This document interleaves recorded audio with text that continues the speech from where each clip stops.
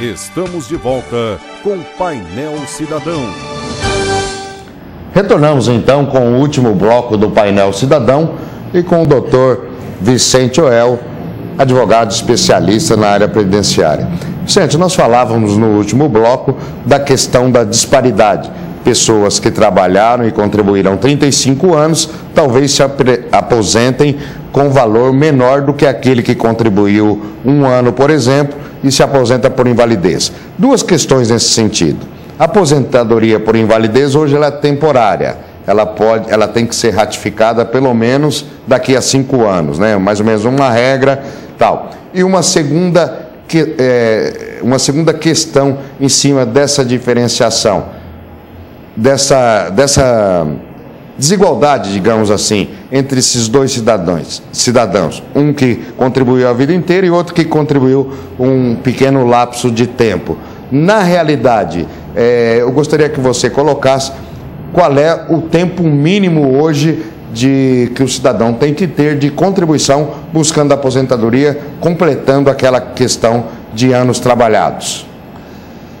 Para o benefício, os benefícios em geral mais longos, ou aposentadoria por idade, por invalidez, por tempo de contribuição, né? 35 anos para o homem e 30 para a mulher no urbano, e no rural 30 e 25, né, respectivamente.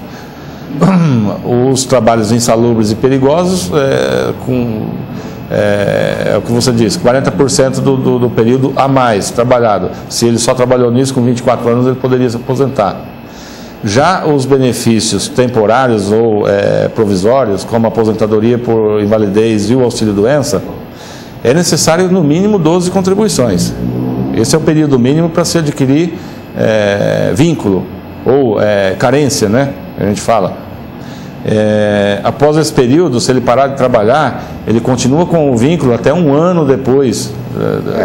Tem uma regrinha que pode chegar até 3 anos, né? Ele poder, não perder a qualidade de segurado. Não perder a qualidade de segurado. Ele continua com o vínculo nesse período. Se ele já tem 12 contribuições durante a vida dele e perder o vínculo algum dia e voltar a contribuir depois, 4 contribuições, 4 meses ele adquire o vínculo de novo, né?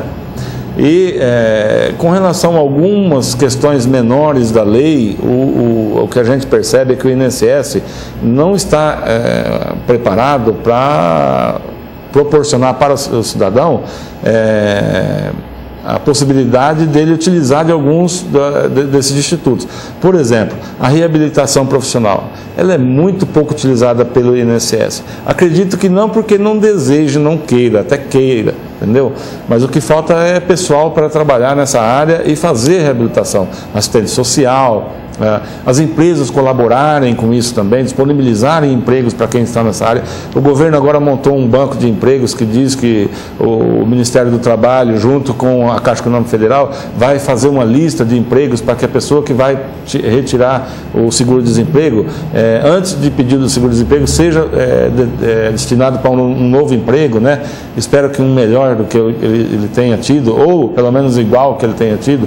Mas o que a gente vê é que questões como essas ficam difíceis para o governo, para os órgãos do governo, para esses institutos praticarem essas questões menores, e que não são menores do ponto de vista de importância.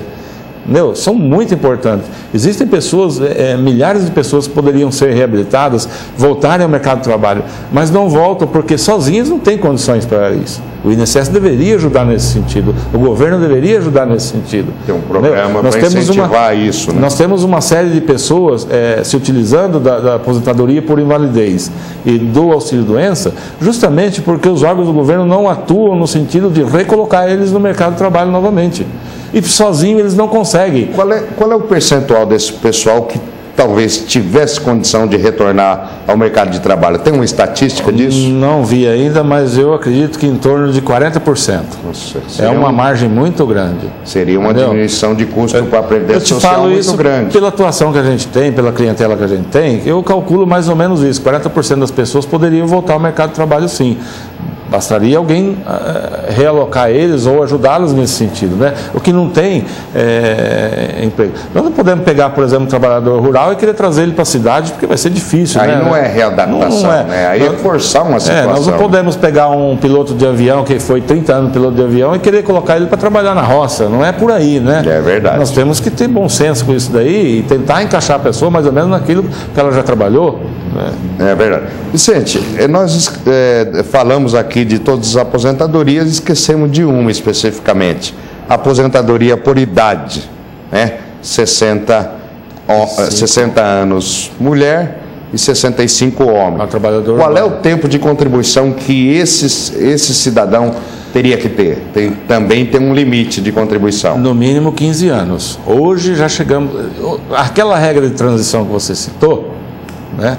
Quando ela começou em 98, com a emenda 20, a emenda constitucional 20, essa regra de transição era pequena. Ela começou com 1 ano, 2 anos, 3 anos e tal, e chegamos hoje ao patamar de 15 anos, né? Então hoje é necessário... Já vamos para 18, 20, né? Hoje o mínimo é 15 anos, não tem jeito do cidadão fugir disso, né? Menos que isso ele não vai conseguir se aposentar. Tá. Nós estamos no finalzinho do nosso programa e eu gostaria de abordar uma questão aqui na prática. Ali pelo mês de julho deste ano de 2011, o Supremo reconheceu um erro no cálculo de aproximadamente 130, 140 mil aposentados. A renda mensal inicial, teve aquele problema das desindexações dos planos econômicos. Na prática, o governo já pagou esse pessoal, o governo está estruturado para pagar. Como é que está funcionando isso, Vicente? Você deve estar falando do período chamado buraco verde. Isso. Né? As pessoas apelidam alguns períodos de revisão do INSS. E esse período que você está falando é o chamado buraco verde, que vai do ano de abril de 91 a dezembro de 93. Isso. Esse é o período. E são mais ou menos 130 mil segurados que teriam direito a essa revisão. A gente sabe que já não é mais isso, porque muitos faleceram, entendeu? Não existe mais o benefício. E até agora, para aqueles que o Supremo diz que tem o direito e tem realmente o direito, não foi feita a revisão. Infelizmente, até esse momento, não sabemos de nenhum segurado que tenha obtido o direito ou que tenha obtido a revisão voluntariamente, feita pelo INSS. Infelizmente.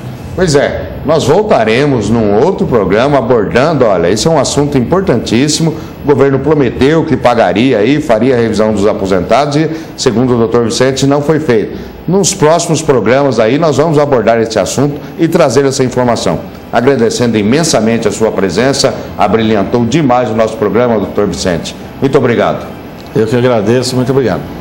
Um grande abraço a todos, até a próxima semana, se o grande Pai assim nos permitir. Até lá, amigos.